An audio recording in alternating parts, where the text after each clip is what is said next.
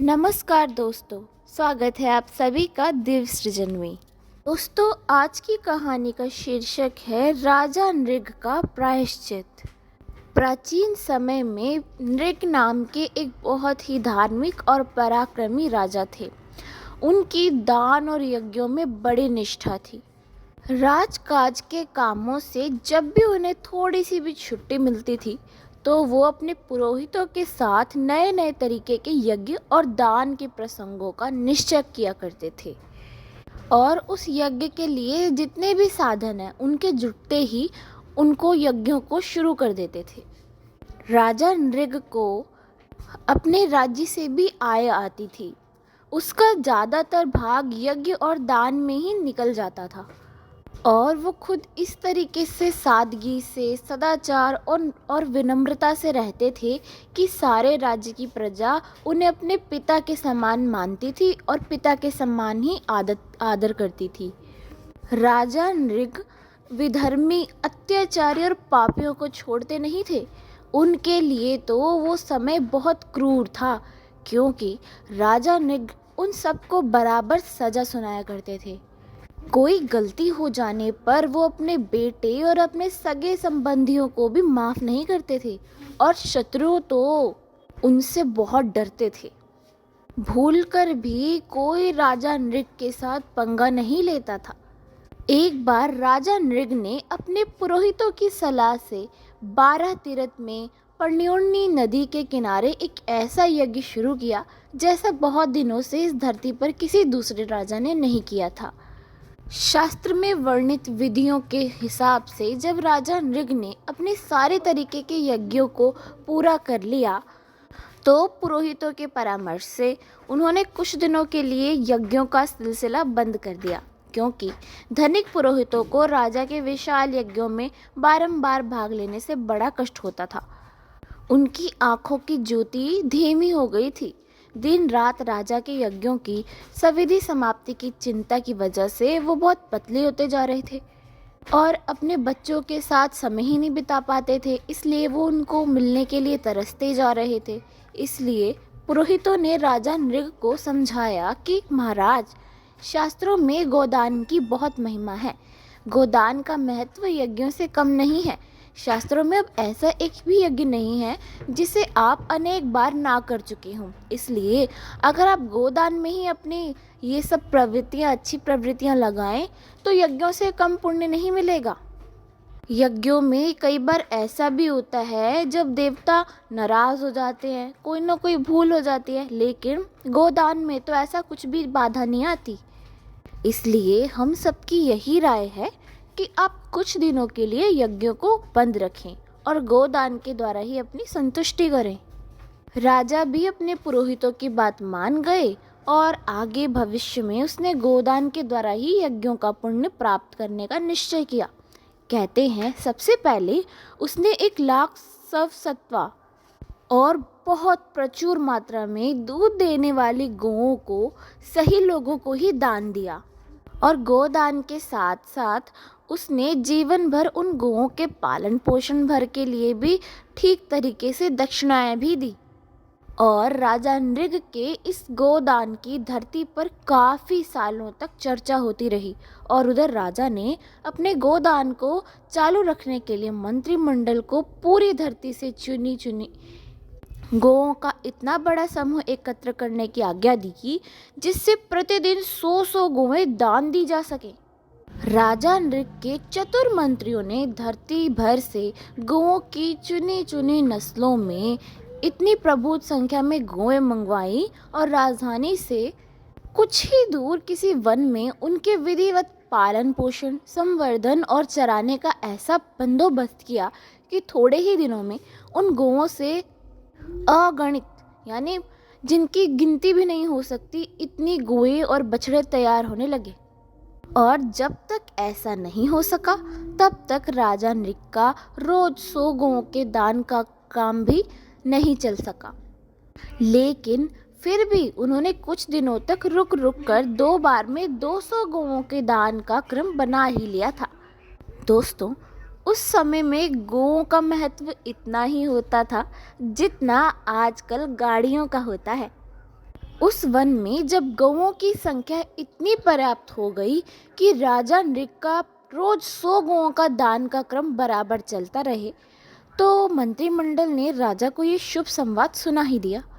उसके बाद राजा की ही आज्ञा से उस दिन राज्य भर में गौ संवर्धन दिवस का बहुत बड़ा उत्सव मनाया गया और ये घोषणा की गई कि जिस किसी भी व्यक्ति को उत्तम गौओं की ज़रूरत हो, आवश्यकता हो, वो राजा के यहाँ से आकर ले जाए। इस सूचना का परिणाम ये हुआ कि राजा नृग के राज्य भर के ही नहीं, दूसरे राज्यों के लोग भी राजा नृग की राजधानी में आकर गौएं और अनेक जीवन भर खिलाने पिलाने भर की दक्षिणा ले जाने लगे। राजा नृग का ये गोदान क्रम अनेक सालों तक चलता रहा, वो भी बिना रुके। पहले तो वो रोज 100 गौओं का ही दान करते रहे, लेकिन जब उनके मंत्रियों ने सूचना दी कि वन में गौओं की इतनी अधिक संख्या हो गई है कि उनके रखने और चरने भर की भी जगह नहीं रह गई और वो रोज बढ़ती जा रही हैं, तो राजा ने 100 गौओं की संख्या को बढ़ाकर 1000 गौओं का दान रोज देने का क्रम निश्चित किया। पुराणों का तो कहना है कि इस तरह राजा ने 22 वर्ष से अधिक समय तक अपने गौ समूह से 80 लाख गौओं का दान किया और कुल मिलाकर उनके द्वारा दी गई गौओं की संख्या 81,200,000 हो गई। लेकिन इसके बाद एक दुर्घटना हुई। राजा नृग की गौएं जिस वन में रहती थी, उसके कुछ ही पास कोई गांव था जिसमें एक परम संतोषी और विद्वान अग्निहोत्री ब्राह्मण का घर था। ब्राह्मण जितना स्वल्प संतोषी, आचारवान और धार्मिक प्रवृत्तियों का था, उतना ही सुखी उसकी गृहस्थी भी थी। ब्राह्मण के पास एक सर्वांग सुंदर संपन्न गौ थी। गौ में पर्याप्त दूध ही नहीं था, इसलिए वो अच्छे बछड़ों को देने वाली सीधी सरल इतनी सुंदर और स्वस्थ थी कि देखने वालों में उसके प्रति मोह हो जाता था। उस गौ की वजह से ब्राह्मण की गृहस्थी बड़े सुख से चल रही थी। उसके दूध दही से न केवल परिवार भर को पुष्टि ही मिलती थी, लेकिन साथ ही साथ उसके सुपुष्ट बछड़ों से कृषि का भी काम चलता था और देवता और पितरों को संतुष्टि भी मिलती थी। एक दिन ब्राह्मण देवता अपने किसी यजमान के काम से गौ को उसके बछड़े के साथ चरने के लिए छोड़कर कहीं प्रवास में चले गए और यजमान के कामों में व्यस्त होने की वजह से वो कई दिनों तक अपने घर वापस नहीं आ सके। इधर गौ अपने बछड़े के साथ होने की वजह से निश्चिंत थी। वो चरते चरते भटक गई और भटकते हुए उस वन में जा पहुंची जहां राजा नृग की गौएं रहती थी। वन में राजा नृग कि गौओं का इतना बड़ा समूह था कि किसी भी चरवाही या ग्वाले के लिए प्रत्येक गाय का पहचानना असंभव ही था। असर ये हुआ कि इस अग्निहोत्री ब्राह्मण की गाय भी राजा की गौ के साथ मिल ली और एक दिन वन के चरवाहों और ग्वालों ने उस गाय को भी राजा नृग द्वारा दान में दी जाने वाली गौ के साथ कर दिया, जिससे राजा ने अनजान में उस गाय को भी एक ब्राह्मण को दान में दे दिया। ये सारी घटना 6 दिनों के अंदर घटित हो गई और इसी बीच वो अग्निहोत्री ब्राह्मण प्रवास से अपने घर वापस आ गया। ब्राह्मण को अपनी गाय बहुत प्यारी थी। जब घर वापस आने पर उसने अपनी गाय नहीं दिखाई पड़ी तो बहुत भूख प्यास और थकान की कोई चिंता ना कर गाय को ढूंढने के लिए तुरंत घर से निकल पड़ा। कई दिनों तक भटकते रहने के बाद उसे अपने गांव से कुछ दूर एक दूसरे गांव में एक ब्राह्मण के घर अपनी गाय दिखाई पड़ी।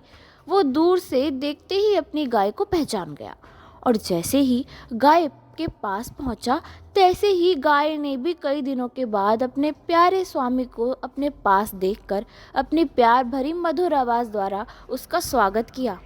ब्राह्मण जब अपनी प्यारी गाय के पीठ और चेहरे पर हाथ फेर कर उसे सहलाने लगा तो गाय की भी प्रसन्नता का ठिकाना न रहा और वो अपनी पूंछ ऊपर उठाकर ब्राह्मण का मुख सूंघते हुए इसे चाटने लगी। इसी बीच गाय का नया स्वामी अपने घर के भीतर से निकला और गाय के पास एक अजनबी व्यक्ति को इस तरह खड़े देखकर खुद गाय के पास पहुंचकर उससे कहने के लिए आया और बोला। पहले ब्राह्मण ने कहा कि महाशय, ये मेरी बहुत ही प्यारी गाय है, कई दिनों से ये हमारे घर में से गायब हो गई थी। मैं बाहर गया हुआ था, इसलिए जब वापस आने पर इसे नहीं देखा तो ढूंढने निकल पड़ा। मुझे बड़ी खुशी है कि आपने मेरी गाय को बड़े सुख से रखा है। मैं इसके लिए आपका बहुत आभारी हूँ। दूसरे ब्राह्मण ने बीच में ही बात काटते हुए कहा, महाशय, आपको भ्रम हो रहा है। ये तो मेरी गाय है, जिसे मैं महाराज नृग के यहाँ से दान स्वरूप प्राप्त करके लाया हूँ। हाँ, ऐसा हो सकता है कि दो पशु ही एक क्या दो मनुष्य भी समान आकृति के मिल जाते हैं। कोई बात नहीं, आप अपनी गाय को कहीं और तलाश करें और मेरी गाय को अपनी गाय समझने में भ्रम में ना पड़ें। पहला ब्राह्मण बोला, महाशय, आप ही भ्रम में हैं। जिस गौ के साथ पिछले कई सालों तक मैं रह चुका हूँ, अपने ही हाथों से जिसकी मैंने बराबर सेवा की है, उसे पहचानने में भ्रम की बात पूरे तरीके से गलत है। आप देख रहे हैं कि केवल मैं नहीं, हालांकि मेरी गाय भी भ्रम में नहीं है। वो मुझे दूर से देखते ही बोलने लगी है और मेरे अंगों को कितने प्यार से। मैं आकृति के भ्रम में पड़ सकता हूँ, लेकिन गाय को आप भ्रम में पड़ने की बात कैसे कहते हैं? मैं तो समझता हूँ कि आप ही को इस गाय के संबंध में धोखे में डाला गया है। दूसरा ब्राह्मण बोला, खैर जो भी हो, ये गाय मुझे महाराज नृग के यहाँ से मिली है। आप मेरे गांव के अन्य लोगों से इसका पता भी लगा सकते हैं, इसलिए मैं आपको इसे वापस नहीं दे सकता। आप राजा नृग के यहाँ जाइए और अपनी बातें उन्हीं से कहिए। दूसरे ब्राह्मण की ऐसी कठोर बातें सुनकर पहले ब्राह्मण को बहुत धक्का लगा। वो ऐसे रूखे सूखे उत्तर को सुनने के लिए बिल्कुल तैयार नहीं था, इसलिए कुछ नाराजगी भरे स्वर में बोला, ये गाय मेरी है और मैं इसे ले जाने के लिए पूर्ण स्वतंत्र हूँ। आप गाय को बंधन से छोड़कर देख सकते हैं कि वो मेरे पीछे जाती है या आपके खूंटे पर खड़ी रहना पसंद करती है। चोरी की गाय को अपनी बताते हुए आपको शर्म नहीं आती? अब क्या हुआ कि दूसरा ब्राह्मण भी ऐसे विवाद के लिए तैयार नहीं था। अपने घर पर सबके सामने राजा नृग के यहाँ से दान द्वारा मिली गाय को वो ले आया था। गाय इतनी सीधी थी, इतनी सरल और दुधारू और सुंदरी थी कि उसे किसी भी मूल्य पर छोड़ने के लिए वो तैयार नहीं था। इसलिए प्रथम ब्राह्मण को फटकारते हुए बोला, विवाद प्रिय ब्राह्मण, तुम व्यर्थ ही मुझसे विवाद करते हो। तुम्हें अपनी गाय के लिए महाराज नृग के यहाँ जाना होगा। ये गाय भले ही पहले तुम्हारी रही हो, लेकिन अब तो ये हमारी है और मैं किसी भी कीमत पर अपनी गाय को छोड़ने के लिए तैयार नहीं हूँ। दोनों ब्राह्मणों के बीच के इस विवाद की चर्चा जैसे जैसे गांव में फैली, वैसे अनेक ग्रामवासी बिना बुलाए ही वहां पहुंच गए और एक गाय के पीछे दो ब्राह्मण की इस अप्रिय विवाद की चर्चा करते हुए उन्हें समझाने बुझाने की चेष्टा करने लगे। अंत में ग्रामवासियों की मध्यस्थता से ये विवाद इस रूप में तय हुआ कि दोनों ब्राह्मण गाय के साथ महाराज नृग के यहाँ जाएं और उनका जो निर्णय हो उसे स्वीकार करें। बस फिर क्या था, दोनों ब्राह्मण गाय को साथ लेकर राजा नृग के दरबार में, उस समय जब राजा प्रतिदिन 1,000 गोदान किया करते थे, तब पहुंच गए। जब गोदान का काम खत्म हुआ और राजा अपने पुरोहितों के साथ राजभवन की ओर प्रस्थित हुए, तो दोनों ब्राह्मणों ने उस गाय के साथ राजा के सामने पहुंचकर इस विवादास्पद विषय को उनके सामने पेश कर दिया। दूसरा ब्राह्मण बोला, महाराज, अभी थोड़े ही दिन हुए होंगे कि अपने ये गाय मुझे दान में दी थी, लेकिन ये महाशय इसे अपनी गाय बताकर मुझसे विवाद कर रहे हैं। राजा नृग प्रतिदिन 1,000 यानी 1,000 गौएं दान में देते थे और वो गौएं भी एक से एक अच्छी होती थी, इसलिए उन्हें इस गाय को देने का पूरा स्मरण नहीं था। लेकिन उस युग में ब्राह्मण लोग झूठ नहीं बोलते थे, इसलिए इस बात में संदेह करने की कोई गुंजाइश नहीं थी। उन्होंने ब्राह्मण की बात को सर्वश्रेष्ठ सत्य मानकर पहले ब्राह्मण से अपना पक्ष पेश करने का अनुरोध किया। पहला ब्राह्मण कई दिनों की अनवरत परेशानी से बहुत थक गया था। भूख, प्यास और चिड़चिड़े स्वभाव से भी उसकी मानसिक स्थिति अशांत थी। वो छूटते ही बोला, राजन, वास्तव में ये गाय मेरी है और आपसे उसे चुरा लिया है। चोरी का धन दान में देकर आपने मिथ्या यश और पुण्य प्राप्त का जो ये उपाय किया है वो आपके दोनों लोकों को बिगाड़ सकता है। आप जिस किसी भी उपाय से जानना चाहें इस बात की जानकारी ले सकते हैं कि ये गाय मेरी है। कई सालों से ये मेरे यहाँ है, ये मेरे पीछे पीछे कहीं भी आ जा सकती है। हाँ, पिछले कई दिनों से ये मुझसे अलग रह चुकी है, इसलिए मैं चाहता हूँ कि आप मेरी गाय मुझे वापस दिला दें। राजा नृग तो बहुत ही भारी संकट में पड़ गए। पुरोहितों और सैकड़ों राज कर्मचारियों के सामने उस ब्राह्मण ने उन पर चोरी जैसे इस जघन्य पाप का आरोप लगाया था। उससे कुछ और सिद्ध करना मुश्किल था। बड़ी देर तक वो सिर नीचे किए हुए खड़े रहे और कुछ समय में बड़े ही विनय और अनुरोध के स्वर में दूसरे ब्राह्मण से हाथ जोड़कर बोले, पूज्य विप्रदेव, मैं इस गाय के बदले अपनी गौ में से चुनी हुई 1000 गाय आपको दे देता हूँ। आप कृपा कर इनकी गाय इन्हें वापस कर दीजिए और मुझे इस जघन्य पाप से उबार लीजिए। लेकिन राजा नृग की ये प्रार्थना सुनकर दूसरे ब्राह्मण का क्रोध जाग गया। वो रूठी हुई आवाज़ में बड़े ही रूखेपन के साथ बोला, महाराज, ये हमेशा के लिए नामुमकिन है। ये गाय मुझे बहुत प्यारी है क्योंकि मैंने अपने जीवन भर में इतनी सीधी, सुंदर, बछड़े देने वाली और दुधारू गाय नहीं देखी है। इसके दूध, दही और घी में अपूर्व स्वाद है। इसमें इतनी अधिक दयालुता है जितनी माता में हो सकती है। मेरी पत्नी का अभी कुछ ही दिनों में निधन हो चुका है। मेरे छोटे मातृविहीन शिशु का माता के समान यही पालन पोषण करती है, इसलिए मैं इस अपनी प्यारी गौ को कभी भी वापस नहीं कर सकता। तब चिंतित राजा ने उस पहले ब्राह्मण से प्रार्थना के स्वर में कहा, भगवान, आप अपनी उस एक गाय के बदले में मुझसे 1,00,000 गौएं ले सकते हैं। मैंने अनजान में आपकी गौ को अपनी समझकर दान में दे दिया है। इसमें अवश्य मेरा ही अपराध है और मैं अपने इस अपराध के लिए आपसे क्षमा चाहता हूँ।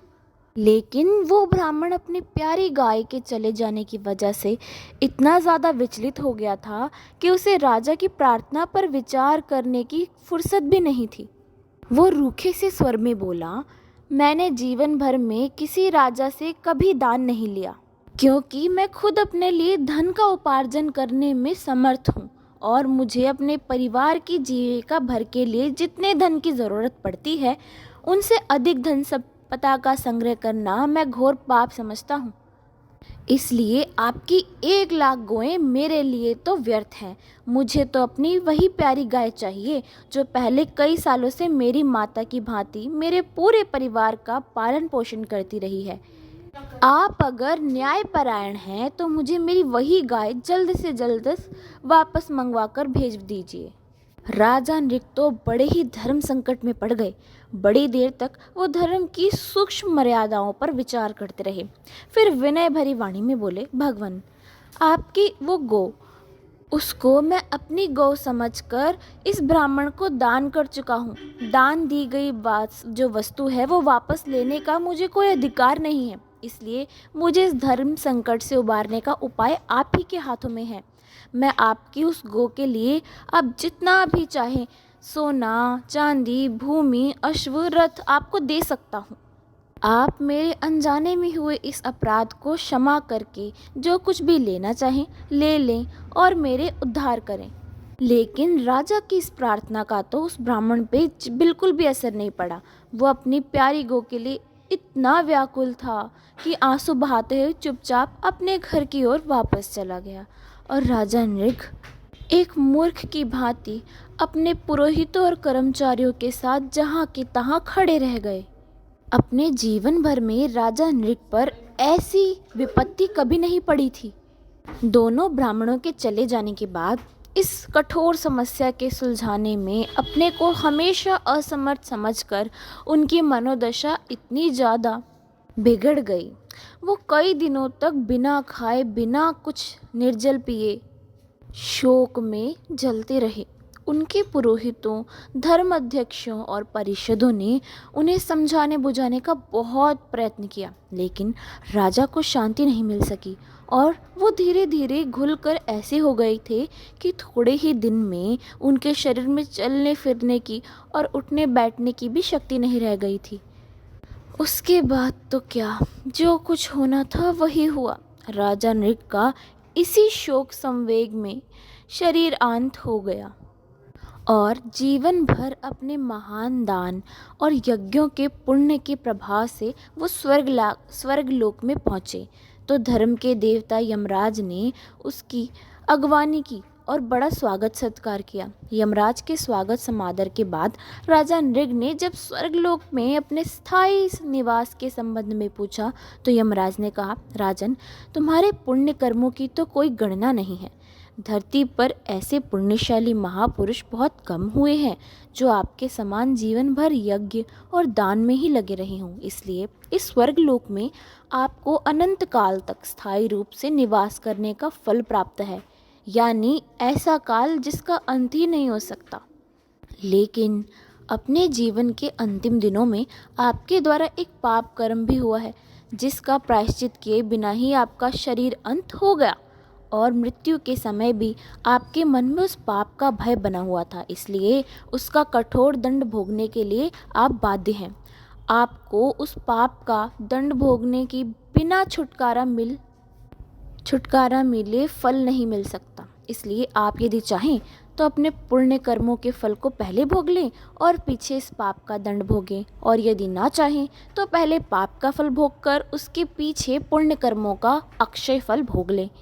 राजा को यमराज की बात पर हैरानी तो नहीं हुई, लेकिन फिर भी उन्होंने कहा, प्रभु, आप कृपा कर मेरे उस पाप की व्याख्या कर दें कि मैं उससे छुटकारा क्यों नहीं पा सकता, क्योंकि मैं तो समझता हूँ कि मैंने जानबूझकर कोई पाप नहीं किया था और अज्ञान में किए हुए पाप का दंड कभी कभी क्षमा भी हो जाता है। यमराज बोले, राजन, आपका पाप कर्म इतना साधारण नहीं है जितना आप समझते हैं, क्योंकि आप राजा थे।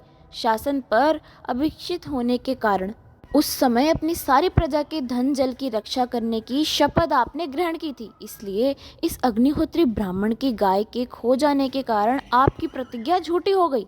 इसके अलावा दूसरा अपराध आपका ये था कि आपने उस ब्राह्मण की गाय का अपने कर्मचारियों की भूल के कारण अपहरण कर लिया था।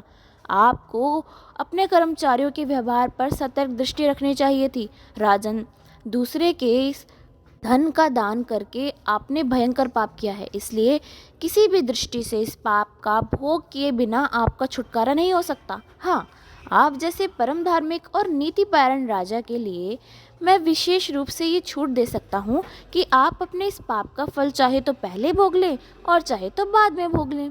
राजा नृग निरुत्तर हो गए, बिना उत्तर दिए रह गए।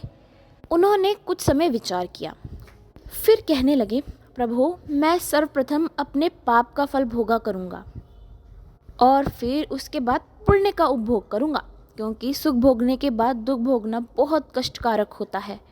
पुराण तो कहते हैं राजा नृग के मुंह से इस वाक्य का निकलना था कि स्वर्ग से नीचे की ओर गिरा दिए गए और धरती पर द्वारकापुरी के समीप ही वन्य प्रांत के एक विशाल कुएं में उन्हें गिरगिट की योनि प्राप्त हुई, क्योंकि जिस समय उनका शरीर छूटा उनके दिल में उन दोनों ब्राह्मणों के विवाद की घटनाएं स्मरण करने के कारण दुख दे रही थी। इसलिए अपने मन में वो उस गिरगिट की सी अपनी परिस्थिति को समझ रहे थे, जो हर ऋतु में अपने शरीर का रंग बदल देता है और हर समय अपना सिर हिलाया करता है।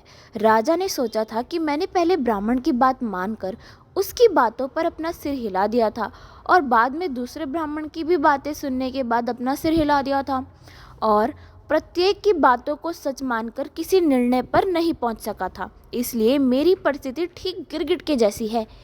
अपने शरीर अंत के समय इस गिरगिट की सी मानसिक परिस्थिति की भावना से नृग को अपने उस पाप के फल का भोग करने के लिए तिर्यक योनि में गिरगिट का शरीर मिला और अपने पूर्व जन्म के शुभ संस्कारों के प्रभाव से उसका उस योनि में भी पूर्वत ज्ञान बना रहा।